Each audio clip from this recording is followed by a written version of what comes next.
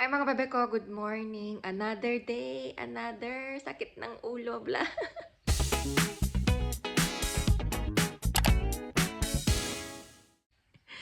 Oh my God, nakakainis. Pero nag-take na ako kanina ng Panadol, kaya medyo okay na ako ngayon na pag-gising ko. I'm supposed to go back to my friend, pero parang wag na lang kasi 10 something na makakaabala pa ako sa check-out nila. So, ayun. Feeling ko guys, kasalanan to nung beer. Kasi never talaga ako uminom na. Kasi alam ko na kinabukasan ang magiging resulta. Kahit ang dami naming dyan, yung mga liquor. Sometimes nagwa-wine kami ni Habi pagka medyo savory or saburi yung foodie or dinner namin.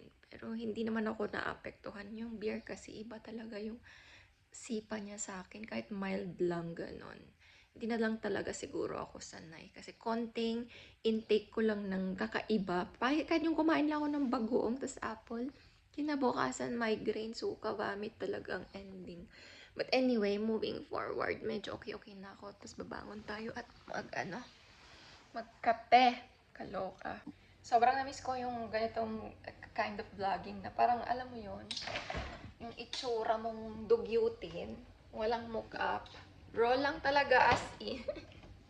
So, ilaban natin yan mga bebe ko. Ayan, pagka ganito na medyo gumaling ako from migraine, alam ko babalik siya maya-maya kasi meron pang napitit na konti eh. Habang hindi pa ganun kalala, kasi kapag malala or intense na siya, patulog na ako niyan. So, habang nagising tayo at nabuhayan ng various light, kahit na may nararamdaman, ganon, bawi-bawi, magkukuskus, ganon, para pagka pabawian ako ng tulog, okay lang, at least may nagawa na. Kakainis, wala na pala akong kape. Eto na lang, ganito na lang siya kakonti. Meron kaming brewed, pero tag doon, wala naman akong milk, walang fresh milk. Meron akong powdered milk. So, ayan, taste pangit na lang tayo sa Nescafe. Ayan, cover up, charis. Nag-aantay yung mga lilinisin ko sa likod. Dito rin wala shadow pala. Salad, lang sa kanya. Yun lang, buti naman. Ang baba. Tapos magluluto ako today ng malulutuin natin.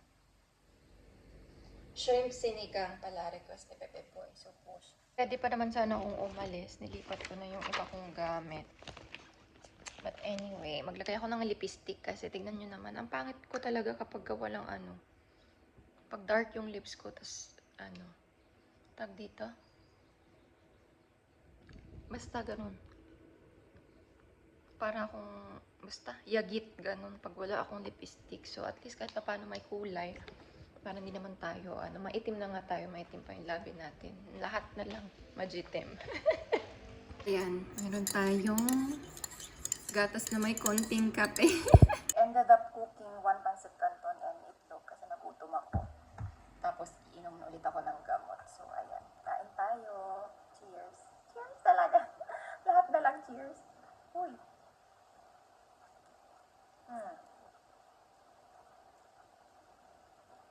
Kalamansi lang to. Hi mga bebe ko, time check. It's 12:22.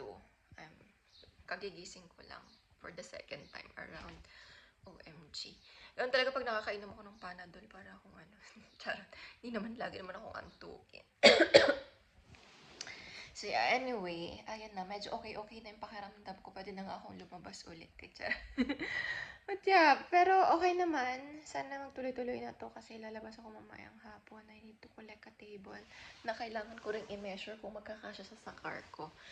And ready na ba akong lumabas kay Mr. Sun? Siguro ready na ako. Muna ako. Tagdan, mag-recharge.